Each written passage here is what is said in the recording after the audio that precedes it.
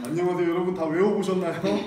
자, 이제 다시 미가서 구조부터 시작해볼게요. 자, 미가서는 총 몇 장으로 구성되어 있죠?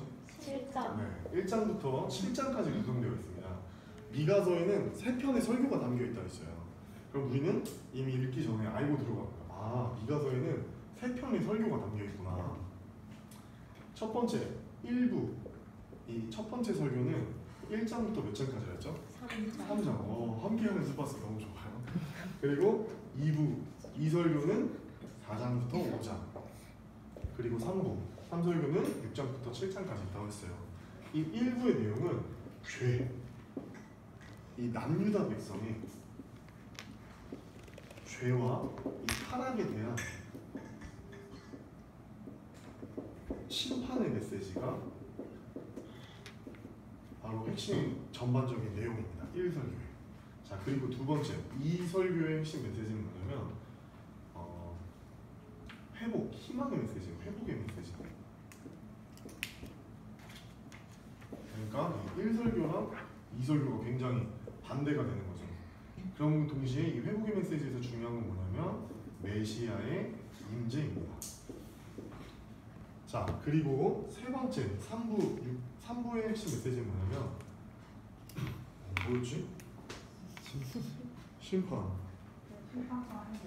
그렇죠. 심판과 회복이 동시에 내용이 담겨 있고, 미가서 마지막에는 이 미가서를 1장부터 7장까지 다 읽은 독자로 하여금 회개를 촉구하는 내용으로 마무리가 된다는 것이 이제 가장 이 미가서의 기본적인 틀이었습니다. 더 나아가서 이 미가서가 되게 중요하다고 했어요. 근데 이 미가서가 중요한 이유는 첫 번째, 이제 별명.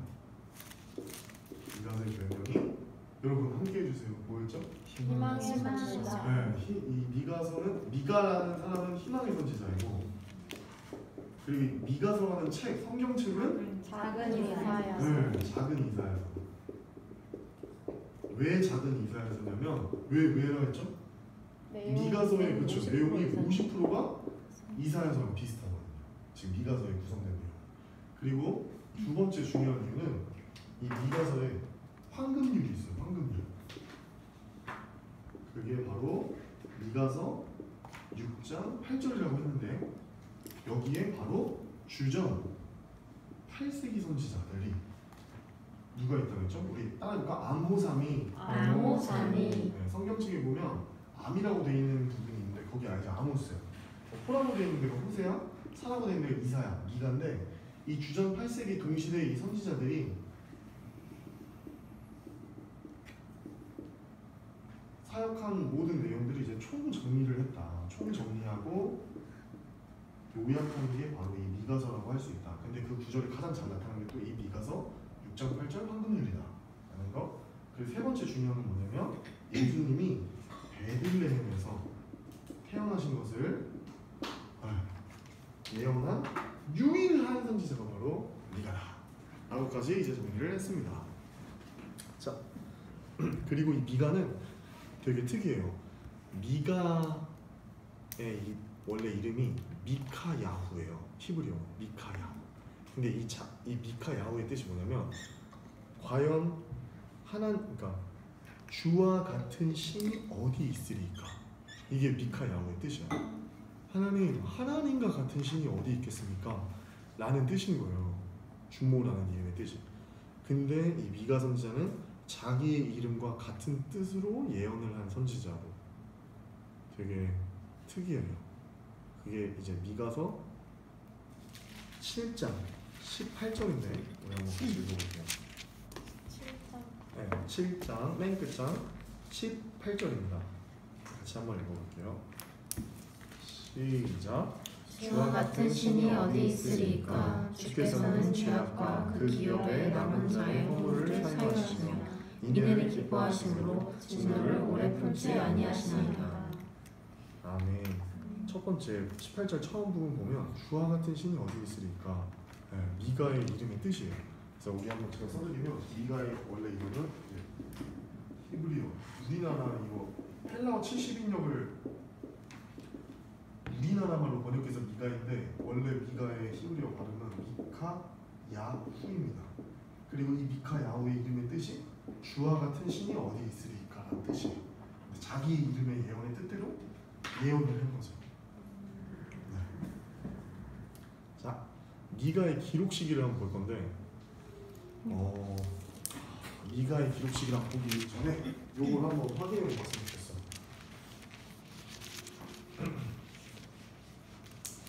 예은아. 네? 예은이 좀 도와주세요. 다윗의 아들이 누구죠? 솔로몬이잖아요. 근데 이 솔로몬이 순종을 했습니까? 불순종을 했습니까? 예? 뭐라고요? 둘 다. 정확히 초창기 때는 이제 열왕기상 이 3장에 보면은 굉장히 하나님께 지혜를 구하고 처음에 순종하면서 뭘 줄까라고 하나님께서 물어보셨을 때 부와 어떤 명예를 구한 것이 아니라 지혜를 구했어요. 듣는 마음을 달라고. 왜냐하면 하나님의 백성들을 내가 분별할 그런 지혜가 없다고 겸손하게. 그래서 하나님 마음 감동하셔서 전에도 없고 후에도 없는 지혜를 솔로몬에게 주세요. 그렇게 복을 받았던 사람인데, 그리고 심지어 아버지가 하나님의 마음에 합한 자야. 그래서 언약대로 너무나 복을 많이 받았는데 말년이 안 좋았어요. 이제 왕상 열왕기상 12장에 보면, 아니 11장에 보면 솔로몬의 죄가 이렇게 다 나와요. 그러니까 하나님이 왕이 되면 이제 아내들 많이 두지 말라 했는데, 이제 첩이랑 자기 진짜 아내 합쳐가지고 후궁만 이제 1000명 정도. 그래서 자기 부인을 하루에 한 번씩 봐도 한 3년 걸리는 거예요. 이제 다 보려면. 그렇게 많았고 병마도 많이 두지 말라고 했는데 병마를 엄청 많이 뒀고 은금도 굉장히 많이 축적하죠. 사방에서 솔로몬이. 그래서 하나님이 하지 말라는 것만 다 했던 왕이 바로 이 솔로몬인데, 이 솔로몬의 죄악이 가장 잘 나와요. 근데 이 모세오경에 보면 신명기 17장에 보면 왕의 법이 있는데 요것들을 다 어긴 거거든. 그래서 이 왕상 12장이 불순종으로 인해서, 그러니까 예은이 말대로 순종도 하고 불순종도 했어요. 근데 요게 여기서 분열이 되는 거야. 남북이고 이렇게 분열이 되거든. 여기 북이스라엘은 여로보암, 솔로몬의 신하였던 첫 번째 여로보암이 북이스라엘의 첫 번째 왕이 되고, 이 남유다에는 솔로몬의 아들인 르호보암이라고 이 아들이 남유다의 왕이 돼요. 남유다의 2지파가 그리고 북이스라엘 10지파가 나면서 제가 뭘 말해주고 싶냐면, 이렇게 북이스라엘 왕과 남유다의 왕들이 이제 수없이 이렇게 계속 반복되는데, 솔로몬과 같은 경제적인 번영을 딱 한 번 이렇게 빛이 한번 반짝이는 때가 있어요. 이때가 언제냐면 주전 8세기예요. 그리고 이때가 언제냐면 북이스라엘 왕은 누구냐면 여로보암 2세예요. 왜 2세일까요, 여러분? 1세와 다르다는 걸 알려주기 위해서. 여로보암 2세, 그리고 이 남유다에는 이때가 바로 우시야 왕이에요. 그러면 여로보암 2세와 우시야 왕, 제가 이 얘기를 왜 하고 싶냐면, 솔로몬 때와 같은 하나님께 주셨던 엄청난 번영과 경제적 풍요가 있었는데 그 반짝이는 시기가 바로 주전 8세기였고 북이스라엘 여로보암 2세와 우시야 왕이었는데, 이때 경제적으로는 굉장히 풍요로웠지만 영적으로는 완전 암흑기였어요. 왜냐면 하나님이 주신 축복들로 인해서 눈이 어두워지고 마음이 어두워져서 하나님이 내려주신 율법에서 떠나는 삶을 살았던 거예요. 그런데 이 이스라엘 백성, 북이스라엘뿐만 아니라 남유다의 이러한 죄악들로 인하여서 하나님께서는 자신의 마음을 치시면서 나의 음성을 들을 사람들을 선별하시고, 그 사람이 평신도이든 그 사람이 왕족이든 그 사람이 시골 촌뜨기이든 하나님의 사람들을 한 사람 한 사람 불러서 하나님의 백성인 북이스라엘과 하나님이 사랑하는 남유다 백성들에게 하나님의 마음, 하나님의 메시지를 선포하는 거예요. 그 뽑혔던 사람들이 바로 아모스, 호세야, 이사야, 미가인 거예요. 지금 그걸 말해주고 싶어요. 여러분, 영적으로 가장 타락했던, 경제적으로는 풍요했지만 영적으로 가장 타락했던 시대에 하나님의 마음을 들을 사람이 없으니까 성경 66권, 그 중에 구약 39권에 17권이나 정경으로 채택되는데, 그 중에 첫 번째 선지서들이 이제 다 이때 등장하는 거예요. 그럼 주전 이 8세기는 저희가 역사적으로도 굉장히 중요할까 안 중요할까? 너무 중요한 거야. 성경 공부를 할 때 북이스라엘 여로보암 2세 때와 이 남유다 우시아 때 왕들의 그 시대상의 어떤 종교 활동과 문화에 대해서 우리가 공부해 볼 필요가 있는 거예요. 왜냐하면 오늘 미가서에도 그런 배경들이 나오니까. 그러면 자, 북이스라엘의 메시지를 선포하도록 하나님이 하나님의 마음을 북이스라엘에 전하시기 위해서 평신도를 부릅니다. 근데 북한에 있는 사람, 우리들 따지면 이 북한에 있는 사람이 아니고 우리 서울에 있는 남한 사람을 불러요, 하나님이. 그것도 목사님, 지금 교회 이렇게 목사님, 막 박대원 목사님이나 박정우 목사님, 우리 막 저도 생각하는데 그런 신학생들을 부른 것이 아니라 평신도를 불러요. 그리고 굉장히 비즈니스를 잘하고 있다는 뽕나무 사업가. 그게 바로 누굴까? 그게 아모스예요. 그 아모스가 바로 남유다에 있는데 평신도 사역자인데 하나님이 부르셔서 이 북이스라엘을 보내서 메시지를 전하기 아모스서 우리가 공부했던 거 첫 번째 시간. 두 번째, 하나님께서 이 북이스라엘에 선지자를 부르는데 이 제사장한테 뭘 명령하냐면 창렬한 결혼을 하라고 해요. 근데 이해할 수 없는 명령인 거야. 하나님 분명히 토라 하나님의 모세오경 그 율법에는 하나님께서 제사장이나 이 선지자들은 하나님의 거룩한 여자와만 결혼을 했어야 되는데 세상 여자도 아니고 신전 창녀와 결혼을 하라고 이해할 수 없는 명령을 내리시는데 그 이해할 수 없는 명령에 순종합니다. 누가? 호세아가. 그 북이스라엘 대상으로 하나님의 메시지를 자기의 삶으로 표현했던 선지자가 바로 이 호세아예요. 하나님의 사랑을 나타냈던, 끊임없는 죄악에도 불구하고 하나님이 북이스라엘 백성을 사랑한다는 걸 삶으로 보여주는 선지자. 두 번째, 세 번째 제재 아모스와 호세아. 그 다음에 이제 남유다예요. 남유다. 이 남유다에 하나님의 메시지를 선포했던 선지자가 3년 동안 이 벗은 몸으로, 벗은 발로 하나님의 메시지를 선포하고 예수님이 다윗의 자손으로 오실 것을 예언한 선지자. 그리고 한 구유의 아기가 날 건데 그 아기가 온 인류를 영원한 평화, 영원한 하나님과의 교제로 이끌어줄 거다라고 예언했던 선지자가 바로 이사야. 그리고 이사야서는 작은 성경이라고 불릴 정도로 이 66장으로 구성되어서 구약이 39권인데 이 39장까지가 굉장히 구약과 비슷하고 이스라엘 역사예요. 또 40장부터 66장까지가 신약과 굉장히 비슷하고 또 이 복음서에 해당하는 40장부터 55장에 해당하는 이 부분은 여호와의 종노래라고 예수 그리스도에 대해서 예언하고 또 고레스에 대해서 예언했던 이 부분들이 나와요.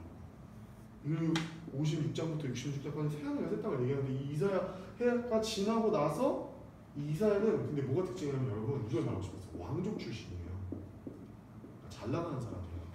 그 여로보암 2세의 왕정 그 궁중 서기관으로서 왕이 어떤 오늘 행동을 했습니다라고 이렇게 기록하는 서기관이었어요.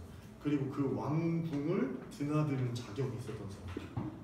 그런데 오늘 우리가 공부하는 마지막 이걸 말하고 싶었어요. 이 미가 선지자는 시골 출신이에요. 어디냐면 가드 모레셋이라는 곳이 나옵니다. 자 여러분 우리 한번 표제 우리 1장 1절을 살펴보도록 할게요. 미가서의 표제 1장 1절에다가 빨간 색깔 이렇게 동그라미 전체를 쳐주시고 표제라고 적어주세요. 표제는 제가 많이 설명을 했었는데 그때 못 들으신 분들도 있으니까 제가 오늘은 책이 없네요. 너무 아쉬워. 책 있으신 분 아무 책이나 이거는 제가 제본을 뜬 거라서 안 돼요. 유튜브에 나오면 없죠. 하여튼 책의 첫 번째 표는 막 발행 부수부터 시작해서 몇 년도에 지은 거고 지은이가 누구 이런 책에 대한 기본적인 등장인물이나 기본 제공을 이렇게 정보를 주는 게 있는데 그게 표제라고 해요. 이 미가서 1장 1장은 하나님의 말씀이 아니라 미가서 전체에 대한 표제인 거예요. 한번 읽어볼까요? 1장 1절 시작. 유다의 왕들 요담과 아하스와 히스기야 시대에 모세 사람 미가에게 만 여호와의 말씀은 곧 사마리아와 예루살렘에 관한 몫이라. 자 여러분 이 모레셋이라는 곳은 어디냐면 이 갈릴리 바다 요단강 사이가 있고 예루살렘이 여기 있었어요. 이 예루살렘에서 남서쪽으로 여기 위치합니다. 예루살렘에서 남서쪽으로 몇 킬로 떨어져 있는 곳에 가드 모레셋이라는 지역이 있는데 여기는 완전히 작은 시골이에요. 가나안 시골 동네. 그러면 쉽게 생각하면 뭐야? 여러분 이사야랑 미가를 알았을까 몰랐을까? 완전 알았어 하는 거. 왜냐면 미가가 이사야한테 상당한 영향을 받았고 서로가 알았기 때문에 이 미가서가 내용의 50%가 이사야랑 비슷한 거. 영향을 굉장히 많이 받았고. 그리고 심지어 퍼포먼스도 똑같아. 벗은 몸 이따 보면 뭐 알겠지만 벗은 몸으로 막 또 사용을 하고. 근데 다른 건 뭐죠? 이사야는 굉장히 왕족 출신이고 고위 관리층을 맡았다면 이사야는 평민들을 맡았단 말이야. 근데 여러분 중요한 건 뭐냐면 하나님은 완성된 자를 쓰시는 게 아니라 부족한 사람을 쓰시는 거예요. 이게 참 세상 방법하고 다른 것 같아요. 왜냐면 세상은 우리들을 사용하고 쓰려고 할 때 스펙을 요구하고 그 사람의 능력, 철저하게 랭킹을 매긴 다음에 높은 순위에 있는 사람들을 쓰고자 하는 것이 이제 취업이고 기업이잖아요. 근데 그 세상 방법과 정반대로 예수님 그리고 야훼 하나님께서는 하나님께서 하나님의 주권으로 철저한 하나님의 은혜로 선택하신 후에 그 사람을 빚어 가시면서 하나님께서 사용하세요. 그럼 여러분 이걸 알아야 돼요. 저희가 하나님께 쓰임 받을 때 저 부족해서 못하겠어요. 충분히 그런 마음 들 수 있어요. 부족하니까. 근데 더 중요한 건 뭐냐면 우리가 부족한데 하나님의 은혜로 우리를 선택하시고 하나님께서 빚어 가시면서 우리를 사용하신다는 거예요. 믿으시기 바랍니다. 아멘. 네. 그래서 목사님이 제자 훈련 하자고 하면은 거부하지 말고 열심히 한번 해보세요. 제자 훈련. 왜냐면 하나님이 빚어 가시는 은혜가 있고 우리가 또 하나님의 음성을 잘 들을 수 있으니까. 자, 이 미가 선지자 꼭 그랬어요. 이따 보면 알겠지만 미가 선지자가 엄청나게 작은 이 마을에서 보잘것없는 평민 출신이었지만 여러분 이거 하나 말할게요. 모레셋 사람 미가에게 이런 표현이 되게 특이한 거예요. 왜냐면 아버지의 이름이 선지자 앞에 나오는 게 더 평범할까요? 아니면 이 지역 이름이 나오는 게 평범할까요? 아버지의 이름이 나오는 게 다 이제 그거예요. 평범한 가장 선지자들 보면 아모스도 그렇고 호세아도 그렇고 이사야도 그렇고 앞에 가보면 그 아빠의 이름 누구의 아들의 선지자다 이렇게 나오거든. 근데 이 미가만 이렇게 출신이 나오는 거야. 이거는 우리에게 던져주고자 하는 메시지가 있는 거죠. 히스기야 왕 앞에서 이 미가 선지자가 굉장히 담대하게 하나님의 메시지를 전해요. 이따 살펴보겠지만. 근데 히스기야 왕에게 하나님의 메시지를 담대하게 전하는데 사실 이사야는 히스기야 왕에게 하나님의 메시지를 전했어도 그 메시지가 뭐였냐면 예루살렘이 성전이 멸망하고 파괴당한다는 거야. 돌무더기가 된다는 거였어요. 근데 그거는 큰일 날 소리예요, 여러분. 대통령 앞에 가서 말도 안 되는 소리 하는 거야. 왜냐면 이스라엘 민족한테 예루살렘 성전이 파괴된다? 하나님이 임재하시는 가시적인 상징물인 예루살렘 성전을 파괴되고 망한다? 이거 예수님이 이렇게 돼가지고 바리새인들과 사두개인들이 모독하고 신성모독, 그래서 예수님이 십자가에 달려서 돌아서 죽으신 거예요. 돌 위에 돌 하나도 남지 않고 다 무너진다고 하셨기 때문에. 근데 그것을 감히 가드 모레셋 출신 다윗이가, 그것도 민간인이, 이 미가가 히스기야 왕 앞에서 그 메시지를 선포하는데 담대하고 용기 있게. 근데 그 메시지를 듣고 히스기야 왕이 회개합니다. 그리고 히스기야 왕의 진실된 눈물과 무릎을 꿇고 하나님 앞에 정말 그 통곡하는 회개를 인해서 실제로 존재하는 아수르 제국의 산헤립 왕이라는 그 왕이 있어요. 산헤립 왕이 주전 701년에 46개 예루살렘 모든 성읍을 다 함락시키고 마지막에 예루살렘 성만 딱 하나 남은 풍전등화의 상황에 하나님의 군대로 히스기야 왕의 회개를 통해 하나님께서 주전 701년에 멸망당해야 될 남유다의 그 역사적 실제를 유보시키셔서 주전 587년에 망하게 하세요. 히스기야의 회개를 통해서 하나님께서 역사를 완전히 바꿔가신 거예요. 그 역사의 타임테이블을. 근데 여러분 그 시작이 어디였나요? 바로 오늘 우리가 공부하는 미가 선지자였던 거예요. 출신이 중요한 것이 아니라 내가 주어진 환경과 조건이 중요한 게 아니라 하나님이 우리를 사용하신다는 그 언약이 중요한 거고, 하나님이 우리를 내가 너를 모태에서 지었고 내가 너를 배에서 나오기 전에 성별하였다, 내가 너를 여러 나라의 선지자로 세웠다는 하나님의 음성과 말씀이 우리에게 더 중요한 거예요. 아멘? 그 말씀을 붙들고 우리의 삶을 거는 저희들이 되기를 주님의 이름으로 축복합니다. 네. 자, 우리 한번 제가 나눈 이 말씀을 직접 좀 찾아보기를 원해요. 다 같이 성경을 한번 찾아볼 텐데, 자 예레미야 26장 2절에서 6절을 한번. 아니 26장 16절에서 18절 한번 찾아볼까요? 예레미야 16절 예레미야 26장 16절에서 18절. 26장. 네 26장. 네 예레미야 램으로 되어 있어요. 램. 26장 몇 절이죠? 16절에서 18절. 됐다.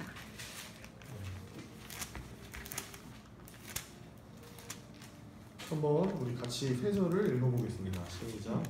고관들과 모든 백성이 제사장들과 선지자들에게 이르되 이 사람이 우리 하나님 여호와의 이름으로 우리에게 말하였으니 죽일 만한 이유가 없느니라. 그러자 그 지방의 장로 중 몇 사람이 일어나 백성의 온 회중에게 말하여 이르기를 유다의 왕 히스기야 시대에 모레셋 사람 미가가 유다의 모든 백성에게 예언하여 이르되 만군의 여호와께서 이와 같이 말씀하셨느니라. 시온은 바알같이 경작지가 될 것이며 예루살렘은 돌무더기가 될 것이며 이 성전의 사람은 산당의 숲과 같이 되리라 하였으나.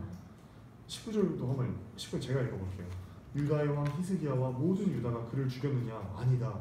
히스기야가 오히려 여호와를 두려워하여 여호와께 간구하며 회개하며 여호와께서 그들에게 선언한 재앙에 대하여 뜻을 돌이키지 아니하셨느냐? 우리가 이같이 하면 우리의 생명을 스스로 심히 해롭게 하는 것이니라. 아멘. 자 예레미야 26장은 자 여러분 처음 봐주세요. 이 미가가 우리가 보면 공부했지만 미가서 3장 12절에 보면 예루살렘의 성전이 파괴될 것을 최초로 예언한 선지자가 또 미가예요. 이거 말하면 되는 거라고 안 되는 거라고? 말도 안 되는 거라고. 바로 죽임 당하는 거예요. 이스라엘 민족에게 예루살렘 성전이 파괴되는 건 있을 수가 없는 일이니까. 근데 그것을 가장 먼저 미가 선지자가 얘기를 했고, 이 미가 선지자의 3장 12절의 말씀을 가지고 후대에 예레미야 선지자가 두 번의 하나님의 음성을 듣고 예루살렘 성전이 파괴될 것을 반복적으로 똑같이 얘기합니다. 그게 바로 예레미야 7장과 예레미야 26장에 두 번 이렇게 성전 설교, 성전이 무너질 것이라는 것을 예언을 해요. 예레미야가. 근데 우리가 지금 이 26장을 오늘 읽은 거죠. 근데 예레미야가 26장 2절에서 6절까지 계속해서 여호와께서 이와 같이 말씀하신다. 여호와의 성전에 와서 예배하는 자에게 내가 명령을 하면서 너희가 이 성전이 다 파괴될 거다. 이 모든 민족의 저주거리가 되게 해버릴 거다. 이렇게 말을 한 거예요. 예레미야가. 그러니까 사람들이 다 예레미야를 돌로 쳐서 죽이려고 그랬어 지금. 무슨 말인지 알겠지? 예레미야가 딱 성전 설교하되 성전 다 파괴될 거 그러니까 사람들이 오 미친놈 이러면서 딱 돌 들고 다 죽이려고 하는 상황에 고관들과 자 16절 보면 고관들과 모든 백성이 제사장들과 선지자들에게 이르되 이 중에 몇몇 고관과 모든 백성들이 이제 막는 거야. 그러지 못하게. 자 잠깐만 우리 다 마음의 진정을 한번 들어봤으면 좋겠다. 우리 예전에 우리 과거의 역사의 이야기를 알고 있지 않냐. 히스기야 왕 시대 때 17절에 그러자 그 지방의 장로 중 몇 사람이 일어나서 결정적인 변호를 하는 거야. 유다 우리 히스기야 왕 때 모레셋 사람 이게 미가가 있었다. 근데 이 미가가 예루살렘이 돌무더기가 될 거라고 하면서 성전이 파괴될 것이다. 너희들 회개해라. 너희 죄 지었던 거 회개해라. 우상숭배 그만해라. 하나님께 돌아와라 했는데 히스기야 왕이 그 말씀을 듣고 회개했더니 하나님께서 뜻을 돌이켜서 그 주전 701년의 사내립의 아수르 침범을 막아주시지 않았냐. 그게 역사로 기록되어서 남지 않았냐. 우리 지금 이 예레미야를 돌로 쳐서 죽이면 안 된다고 하는 거야. 그게 바로 지금 우리가 읽은 본문인데 이게 역사의 기록이 남아있죠. 근데 여기 18절 보면 딱 뭐라고 한번 읽어볼까? 18절 보면 유다의 왕 히스기야 시대에 모레셋 사람 미가. 이 미가는 그 출신지가 굉장히 지금 계속 중요한 거야. 자 다시 돌아볼게요. 다시 돌아오겠어요? 미가서로 돌아오겠습니다.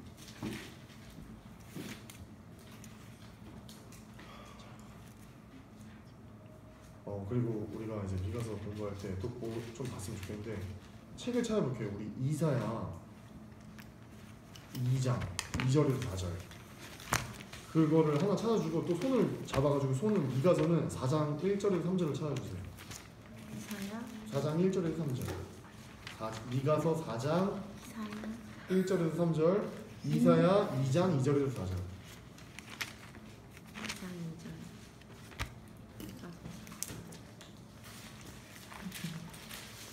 이사야 2장 2장 2절에서 4절. 2절에서 4절, 미가서 4장 1절에서 3절. 1절에서 3절. 자, 제가 보여주고 싶은 게 있어요, 여러분. 자, 이걸 손을 딱 깍지를 끼시고 왔다 갔다 비교하면서 한번 그 본문을 한번 비교해 보세요. 어떤지. 네. 한번 읽어볼 시간을 드릴게요. 미가서 2장 2절에서 4절. 그리고 미가서 4장 1절에서 3절. 이사야 2장 2절에서 두 본문이 어떻죠? 읽을 시간 주신다면 돼요. 거짓말 중이었어요. 읽어보세요. 네, 시간 줄게요. 이런 피드백 오는 수업 좋아요.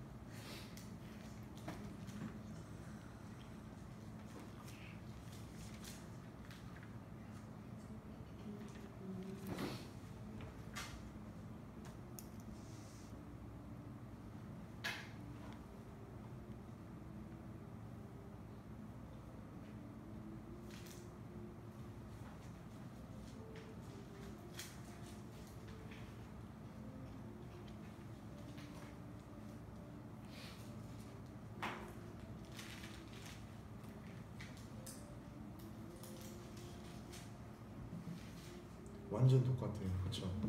네, 이제 한글로는 다른 게 있어. 첫 번째 시작할 때 이사야서 2장 이사야서에서는 말이래라고 이렇게 나오는데 미가서에서는 끝나네 이렇게 나와. 근데 이거 히브리어로 다 똑같아요. 빼 아하릿 하이야민 이게 히브리어 완전 둘 다 똑같아. 근데 한글로만 다르게 번역된 거야.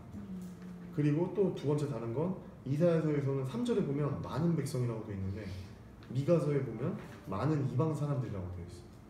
그러니까 무슨 말이냐면 이사야가 많은 백성이라고 해석했던 그 많은 백성이 누구냐를 이 미가가 동시대인 미가가 재해석해서 풀어주는 거예요. 그 많은 백성은 이스라엘 민족만을 향한 것이 아니라 대한민국 사람, 아프리카 사람, 또 미국인까지 포함된 모든 열방, 5대양 6대주의 하나님의 사람들을 말하는 것이다. 이것이 그대로 어디로 가냐면 사도행전 15장으로 갑니다. 사도 바울이 이방 민족들을 향한 그 선교와 구원이 결정짓는 예루살렘 공의회 때 이 미가서와 이사야의 말씀을 가져와서 하나님의 구원의 대상은 온 많은 백성, 이방 백성 민족들에게까지 있다. 이것을 공식화해서 땅땅땅 더 이상은 이방인에 대한 복음을 전하는 것이 불법이 아니라 합법이다라고 이제 사도행전 15장에서 이게 나온 거죠. 이것을 누가복음을 쓴 똑똑했던 의사 누가가 누가복음 전반부에 계속해서 강조하고 있는 예루살렘 모티브, 시온 신학이라는 거예요. 예루살렘에 성전이 있는데 그 성전에 이제 시온 하면은 그렇지 시온산의 그 예루살렘 성전은 마지막 때가 다가오면 그 예루살렘으로 모든 이스라엘 12지파뿐만 아니라 모든 열방이 다 예루살렘으로 모인다는 신학인 거예요. 아마겟돈 전쟁도 거기서 일어나고 넘어가겠습니다. 제가 말해주고 싶었던 건 뭐냐면 선지자 미가의 별명이 작은 이사야, 미가서의 별명은 작은 이사야서인 것처럼 이 본문이 굉장히 이렇게 똑같다. 여러분 두 눈으로 직접 확인하셨죠? 자, 그리고 이제 아까 얘기했던 동시대 선지자 이사야와 미가의 같은 점 뭘까? 한번 얘기해보세요. 같은 점이 뭐죠? 내용이 같아요. 성지서의 50% 내용 같아요. 근데 다른 점이 있어. 다른 점. 미가랑 이사야랑 다른 점이 뭐게? 신분 출신이 달라요. 이사야는 왕족인데 미가는 시몬 출신이다. 자, 그럼 미가서에 잠깐 쉬었다가 쉬었다가 미가서의 주제 및 특징에 대해서 알아보도록 하겠습니다. 안녕.